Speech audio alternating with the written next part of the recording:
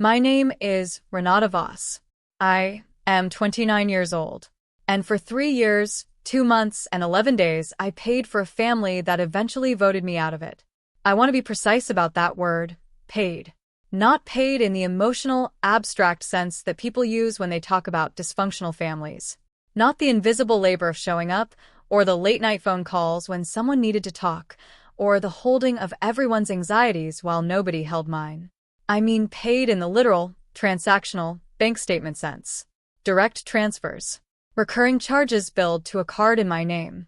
A booking confirmation email sitting in a folder I had labeled Family in my personal Gmail account, next to 11 other emails documenting 11 other things I had quietly arranged and quietly paid for and quietly never been reimbursed for, because reimbursement required a conversation, and conversations about money required someone to first acknowledge that money had been spent, and acknowledgement required attention, and attention was a resource my family had never learned to distribute evenly. But I am getting ahead of myself. Real stories don't start at the end. They start somewhere in the middle of an ordinary moment. A Wednesday evening, a work call running long, a message arriving while you are still on mute, when something small breaks and you finally see clearly what has been quietly breaking for years. The moment I need to tell you about happened on Wednesday, April 2nd, at 7:19 p.m. I know the time precisely because I checked my call log afterward, and the client review I had been on finally disconnected at 7:17 p.m., and I had my laptop bag still on my shoulder, had not yet set it down, was standing in the kitchen of my apartment still half in work mode, when I picked up my phone and saw the message that had come in at 6:53 p.m. while I was on mute, and could not look at it. The message was from my sister Petra. It was a screenshot. Not a text, not a voice note, not a call, a screenshot, sent without caption, which told me immediately that Petra had thought carefully about the delivery method. A caption would have introduced her tone into it. A screenshot sent without words forced me to supply the tone myself, which is a specific kind of cruelty when the content of the screenshot is what this one contained. It was a group chat. A family group chat I had been removed from at some point in the previous month, quietly, the way you remove someone from a chat when you do not want them to be notified that they are being removed. The thread was titled Cartagena Tripometry, and it had been active since early February. I could see timestamps on the messages in the screenshot, and it contained my mother, my father, my sister Petra, my Aunt Sylvia, my Uncle Renzo, and my cousin Dara, who is Sylvia's daughter and 2 years younger than me, and who I have always liked more than anyone else in the extended family. It did not contain me. The thread was a full trip planning thread. Flight times compared across airlines. A dinner reservation on night 2 at a restaurant someone had seen recommended in a travel piece. A boat excursion on day 4, with a link to the booking page. A note about which rooms had ocean views. A suggestion from my Aunt Sylvia that they arrange a group photo on the last morning on the beach. The kind of thread that had clearly been alive and active and warm for 6 weeks, while I had been removed from it and had not noticed, which meant the removal had been handled carefully enough that no notification had reached me. Near the top of the thread, in response to a message from my mother that I could partially see, something about making sure everyone can come, Petra had written in the confident shorthand of someone who expected to be agreed with. This is a trip for people who actually belong here. Let's not complicate it.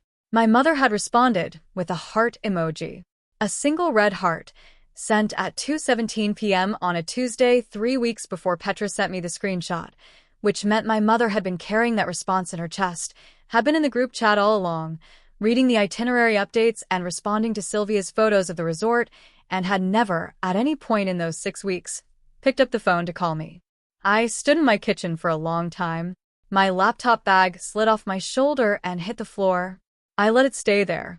Outside, the city moved through its early April evening without any awareness that I was standing still inside it, holding a phone, understanding something I had been not understanding for 3 years. The hotel reservation for 4 rooms, 7 nights, $6,247. That was in my name. That was on my card. That money had left my checking account on February 16th at 2:31 p.m., and I had a confirmation email and a booking reference number, and I was, in every formal and legal sense, the person whose name stood between my family and a lobby with no reservation. I put my phone face down on the counter. I put the kettle on. I did not call Petra. I did not call my mother. I stood at the counter while the water heated, and I thought, with a clarity that surprised me given how cold the rest of my body had gone, about the specific shape of what I was looking at. Before I tell you what I decided that night, or rather, what I decided over the following week, I want to ask you something. Whatever weather is outside where you are right now, whatever time of day it is as you're listening to this, is it the kind of day that makes everything feel possible, or the kind that makes you want to stay still and just think? I ask because I have thought a great deal about that April evening since then. It was cool for early April, overcast, the kind of evening where a small apartment feels sealed off from the rest of the world in a way that is almost comforting. I think the weather helped me be quiet when I needed to be quiet. I think a bright, warm evening with the windows open might have made me call someone. I did not call anyone. I made my tea and sat at my kitchen table and let myself understand, slowly, the full scope of what I was looking at. Petra is 32. She is 3 years older than me and has always been the daughter who performed the role of daughter with more consistency and enthusiasm than I ever managed. When we were children, this looked like closeness. She was warmer with my mother, more reliably present, quicker to laugh at my father's jokes, quicker to appear when something needed to be planned or celebrated. I was quieter, more internal, better in individual conversations than in the performance of family warmth that our household rewarded. What I did not understand clearly until I was in my mid-20s is that Petra's warmth served a structural function beyond simply expressing affection. It positioned her, continuously and consistently, as the daughter who belonged, the one whose presence was central and whose connection to the family was assumed and permanent. And it positioned me, by contrast, as the one whose belonging was provisional, subject to review, contingent on whether I was showing up in the right ways, making the right gestures, producing the right evidence of loyalty. I want to be fair here. My mother is not a cruel person. My father is not a cruel person. They are people who respond to warmth with warmth and to distance with a kind of benign neglect they have probably never examined. Petra had learned early how to produce what they found reassuring. I had decided, somewhere in my early 20s, that I was not going to perform. I was going to be useful instead. Useful, I would eventually learn, is a different currency from belonging. It is less visible. People do not feel grateful for useful the way they feel grateful for warm. They feel entitled to it, which is an entirely different emotional experience, and entitlement tends not to get examined until the thing you are entitled to disappears. The financial arrangements had begun in October 2021, when I was 26 and had been at the marketing firm for 4 years and had been promoted twice and was earning, for the first time in my adult life, enough that I had something left over at the end of the month and did not yet know how quickly a family can sense that and begin to reorganize around it. My parents had a hard year in 2021. My father's contracting work slowed significantly in the second half of the year, a combination of a difficult client situation and a knee surgery in August that kept him off-site for 11 weeks. My mother was working part-time, had been for years, and the reduced income plus the out-of-pocket medical costs had put them in a position that my father described to me on a phone call in October as temporarily difficult, which I understood to mean more serious than he was saying. I covered their electric bill in November. It was $214.50. I transferred it directly from my account to theirs and told my father not to worry about it, and he said thank you, and that was the first time. In December, I paid the car insurance renewal, $1,142 annual premium, due by the 15th.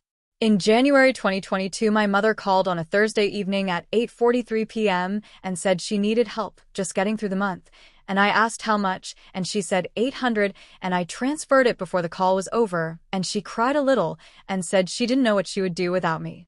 That is one of the sentences I have thought about most since all of this happened, because I believe she meant it, and I also believe she forgot it almost immediately. By March of 2022, the ad hoc transfers had become structural.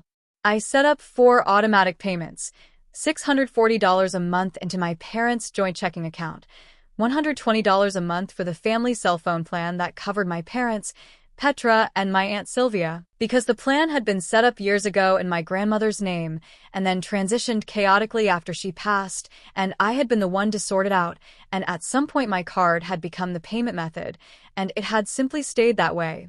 $187.50 a month for a storage unit my father had been renting since 2019 for tools and equipment from a tile business he had been meaning to restart, and $312 a month toward the minimum payment on a credit card my mother had maxed out during the medical period and found too difficult to discuss directly, so she had mentioned it obliquely in a phone call in February, and I had asked for the account number and set up the payment without making her ask properly. Total, $1,259.50 a month. Automatic. Silent. Leaving my account on the 3rd of every month for 19 consecutive months, before I canceled them. I never discussed these payments with Petra. It did not occur to me that Petra might not know about them. I assumed, without thinking about it carefully, that my parents would mention to her that I was helping, that it would be known in the family the way things are known, through the ambient circulation of information among people who talk to each other. It was only later that I understood that my parents may have kept it private because acknowledging the support openly would have required them to also acknowledge the terms of it, and the terms were uncomfortable. I was the one helping, which disrupted the family's established narrative about which daughter was central. In September 2022, Petra called me, not my parents, me, to ask if I could look into options for a family trip to Cancun. I found the flights. I found that the hotel she had in mind was priced beyond what my parents could contribute, so I found an alternative and booked it, noting to myself that we would sort out the reimbursements once it was confirmed. We went in November 2022. Petra organized the group dinners and took the photographs and posted a collage afterward with the caption, "Family first, always," and tagged my parents and Sylvia and Dara but not me, which I noticed and filed away in the part of my mind that was quietly accumulating evidence without yet knowing what it would eventually be used for. I paid the hotel bill. The total was $4,830. No one mentioned the hotel bill. No one asked what I had spent or offered to contribute or suggested we figure out a split. I did not bring it up either. I want to be honest about that. Part of me believed that not bringing it up was generosity. Part of me, the part one find harder to examine, was afraid that if I brought it up I would be told that I had been presumptuous to book it, or that they hadn't asked me to pay for the whole thing, or some reframing that would have made me feel worse than simply absorbing the cost in silence. The pattern with Petra had deeper roots than I had let myself examine clearly. When we were in our early 20s and both still living at home before I moved out, the household economy operated on an informal hierarchy that nobody named, but everyone observed. Petra's time was treated as more valuable because she was louder about having plans. My time was treated as more available because I did not announce its value. If something needed doing on a Saturday, a parent picked up from an appointment, a form filed at a government office, a piece of furniture collected from a friend's house, the assumption, never stated, was that Renata would handle it. Not because anyone had decided this consciously. Because Petra had already said she had something that day, and I had not said anything, which was treated as equivalent to having nothing. I learned in those years to treat my own time as expendable within family contexts.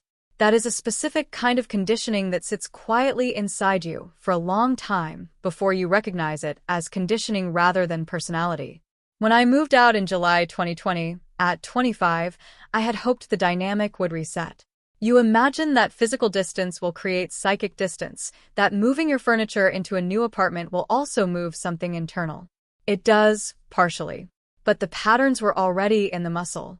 I still said yes faster than I thought about whether I wanted to. I still found it easier to solve the problem than to name the discomfort of being the one always asked to solve it. And when the financial dimension was added in late 2021, it simply layered onto an existing structure. I was already the family member whose contributions were logistical. Money was the most concrete version of logistics. What I had not accounted for, in all of that, was what the arrangement was costing me beyond the dollar amounts. There is a kind of emotional tax that comes from being invisibly essential to people who do not register your essentialness. You carry the weight, and you also carry the knowledge that they do not know you are carrying it, and the combination, the weight plus the invisibility, is more exhausting than either one alone. I had been paying that tax for 3 years before April 2nd. I had not named it as a tax because naming it would have required me to then do something about it, and I was not yet ready to do something about it. Until I was. In February 2023, Petra texted me specifically to ask if I could do the hotel research thing again for a trip she was planning to Cartagena. She had a resort she liked, had seen it in a travel magazine. Could I look at what they had available for the second week of April? I found availability. I found a group rate that applied at 4 rooms or more. I booked 4 rooms, 2 for my parents, 1 for Petra, 1 for Sylvia and Renzo, for 7 nights beginning April 11th. The rate was $892 per room per night before a promotional code I found on a travel forum that brought the per room rate down by approximately 12%.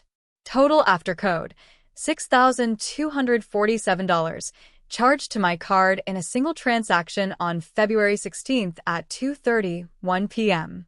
The confirmation email arrived at 2:34 p.m. I filed it in the folder labeled Family. No one asked me about the charge. No one confirmed receipt of the booking details.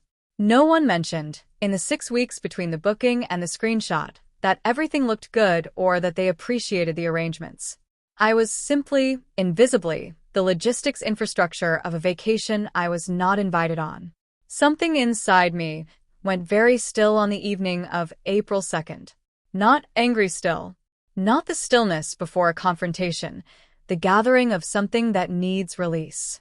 A different kind of still, the stillness of a decision forming at a level below the one where I would have needed to argue myself into it. I had no impulse to call Petra and ask her to explain herself. I had no impulse to send my mother a message about the heart emoji. What I felt was more like the sensation of a long-held breath finally releasing. Like a muscle that had been tensed for so long it had stopped registering as tension, slowly letting go. I sat at my kitchen table until 9:47 p.m. I did not look at my phone again. I thought about the booking confirmation in the folder labeled Family and about the $6,247 that had left my account on February 16th and about the cancellation policy I had reviewed when I made the booking, which allowed a full refund on cancellations made more than 72 hours before check-in. Check-in was April 11th. I had time. I went to bed. I gave myself 1 week. I went to work. I had my meetings. I ate my lunches at my desk and on 2 occasions with a colleague who asked me once during that week if I was all right, and I said yes, I was fine. I was just working through something, and she nodded and did not push further, which I appreciated. In the background of everything, the decision sat quietly and waited for me to confirm it. On April 6th, a Sunday, I called my mother. She answered in the warm, slightly distracted way she had when she was watching something on television and was pleased enough to be interrupted. We talked for 11 minutes. She told me about a neighbor's renovation project that had been causing noise on her street. She mentioned a recipe she had made twice and the adjustment she had made to the spicing the second time. She said my father's knee had been giving him trouble again in the cold. She did not mention the trip. She did not mention that I was not on it. She did not ask how I was doing in a way that reached past the surface of the question, the way you ask someone how they are when you are genuinely waiting for the answer. We said goodbye, and I sat on my couch for a while afterward and thought about what 11 minutes of conversation costs and what it is worth. On April 7th, I called the hotel directly at 10:15 a.m. The reservations agent introduced herself as Carla and had a very steady, professional voice. I gave her the booking reference number. She confirmed, for rooms, 7 nights beginning April 11th, payment made in full, reservation in my name and on my card. I asked her to confirm the cancellation terms. She said a full refund would be processed within 5 to 7 business days for cancellations made before 9 a.m. on April 8th, 72 hours before check-in. I said I wanted to think overnight. She said that was perfectly fine and that I could call back or cancel through my online account. I thanked her and hung up. At 6:44 a.m. on April 8th, I canceled the reservation from my phone. I was still in bed. The confirmation email arrived at 6:46 a.m. I lay there for a while with my phone on the pillow beside me and watched the light change in my room and did not feel dramatic about it. It was a cancellation of a hotel reservation made in my name on my card, within the permitted window. Everything that followed was simply the natural consequence of something that had always been true, that the reservation was mine, had always been mine, and I had simply chosen, this time, not to extend it to people who had not thought to include me. The refund of $6,247 cleared back into my account on April 14th at 8:03 a.m. I remember glancing at the notification on my way to make coffee and thinking that it looked, in that moment, like a fair settlement. My phone had started ringing at 6:11 a.m. on April 11th. Petra. I did not answer. She called again at 6:23, at 6:31, at 6:44, which I noticed with a small, dry appreciation for the coincidence of time, at 6:57, at 7:09. My mother called at 7:14, 7:28, 7:45. My father called once at 7:02 and left a voicemail I listened to that evening. His voice was careful, flattened, the voice he uses when he is worried and does not want to appear worried. He said my name. He said, "We don't understand what happened with the hotel." Then silence for a long moment, a breath, and then he hung up. By 8:15 a.m. I had 14 missed calls. By 10:30 a.m. I had 19. From the text messages that came in across the morning, I pieced together what had happened. The family had arrived at the resort to find no reservation. The front desk had no record of a current booking under any of their names, which was accurate because the booking had never been in any of their names. It had been in mine. My name, my card, my cancellation. They had no documentation because none of them had thought to ask me for any, and I had not sent any because the logistics had always been handled by me in the background, and you do not think to request documentation from infrastructure. Petra's texts came in a sequence I have read enough times to have memorized. At 8:47 a.m., "Renata, please call me. We are at the front desk, and there is no reservation. Did something happen with the booking? We have Mom and Dad here, and Aunt Sylvia. Please call." At 9:14 a.m., "I don't understand what's happening. Can you please just tell us if there's been a mistake?" At 9:52 a.m., after a gap during which I imagine they were working out alternatives with hotel staff, "We had to book somewhere else. It cost significantly more. I hope you know what you did." At 11:03 a.m., after they had settled into the alternative, I learned later it was $1,340 a night for rooms that were smaller and further from the beach. I don't know what you think you accomplished, but this was a family trip and you ruined it because of your feelings. I hope you're happy. I read all of these messages the following morning. I gave myself one full day before I looked at my phone with any intention. I made coffee. I went for a walk. I came back and made eggs. Then I sat down and read everything. I did not reply to Petra that day. I did not reply to my mother's 3 text messages. "Renata, are you okay? Please call us when you can. I don't understand what happened." I did not call my father back. I sat with everything for another day. On April 13th, Petra sent a longer message. She had clearly written it in a calmer state than the morning texts, which made it in some ways more revealing. She said my behavior had been vindictive and childish. She said I had targeted a family trip to punish people who had done nothing wrong. She said that if I had felt excluded, I should have communicated like an adult, and that canceling the booking without warning was the kind of thing that cannot be forgiven. She said the alternative hotel had cost the family an additional $2,340 in last-minute rates, and she seemed to believe, based on the phrasing, that this was an injustice I had committed against her rather than a cost that had materialized because a $6,247 reservation she had never paid for and never asked about had been canceled by the person whose money it had been. She did not mention, anywhere in that message, that the original reservation had been paid for by me. She did not mention the $1,259.50 I had been transferring to various family accounts every month. She did not mention the Cancun hotel.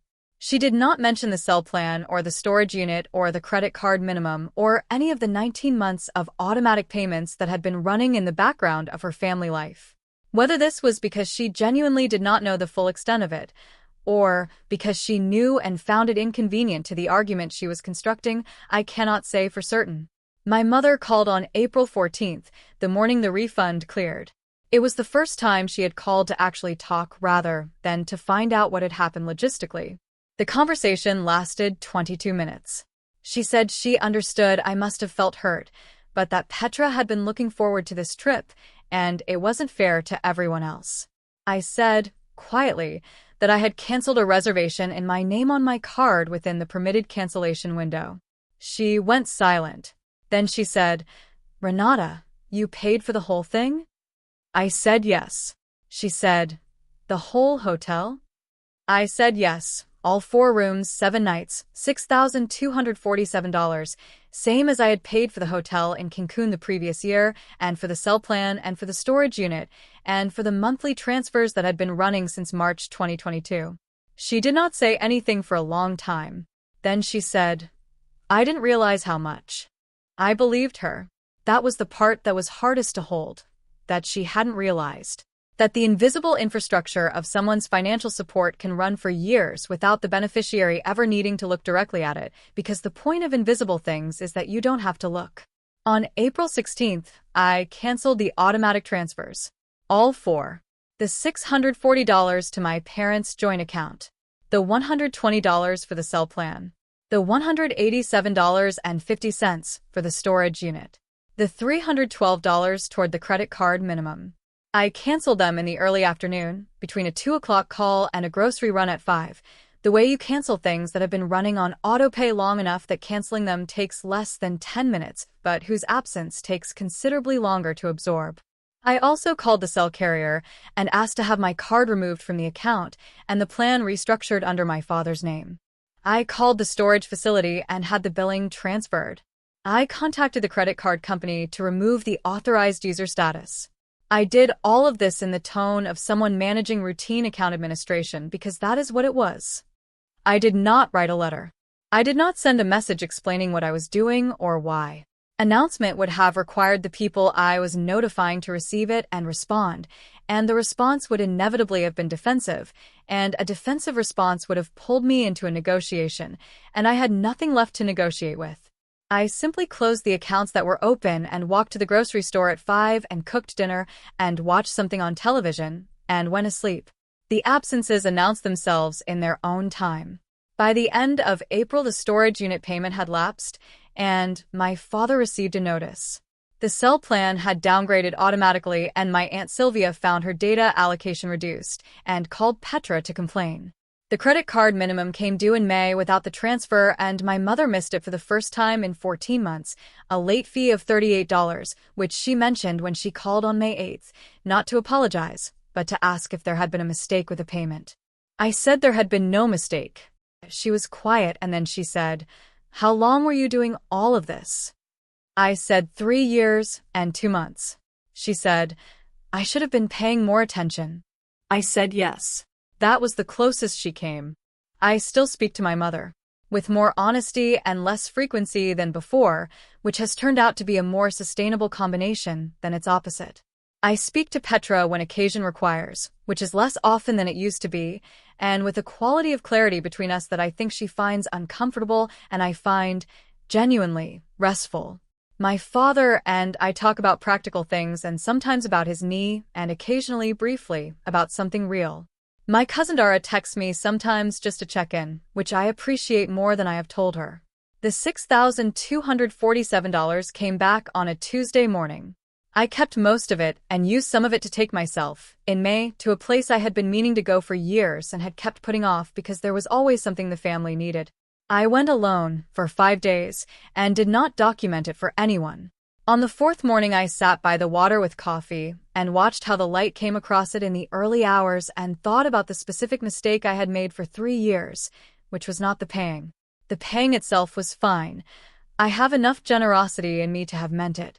The mistake was the silence, the paying without speaking, the funding without naming, the assumption that the work of holding things together was self-evident enough that it did not need to be said.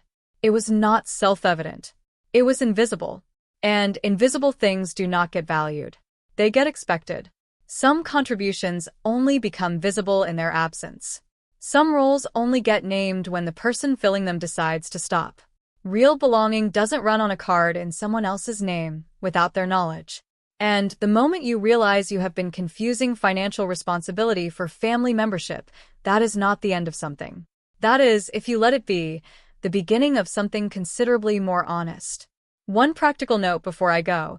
If you are currently a financial backstop for a family member, covering recurring bills, subscriptions, phone plans, insurance, anything on autopay, keep a clear record of it. Not for legal purposes, not as ammunition, but simply as an act of self-clarity. Write down what you're covering, when it started, how much it totals each month. Look at the number. Because the thing about invisible support is that it stays invisible to you too, until you stop and add it up, and the number is almost always more than you remembered. If you were in Renata's place, if your family had planned a 7-night vacation you were explicitly excluded from, on a reservation you had paid for entirely, would you have canceled the booking the way she did, quietly and within the terms, and let the morning find them? Or would you have told them first, send a message explaining what was about to happen, and given them the chance to respond before you made that call?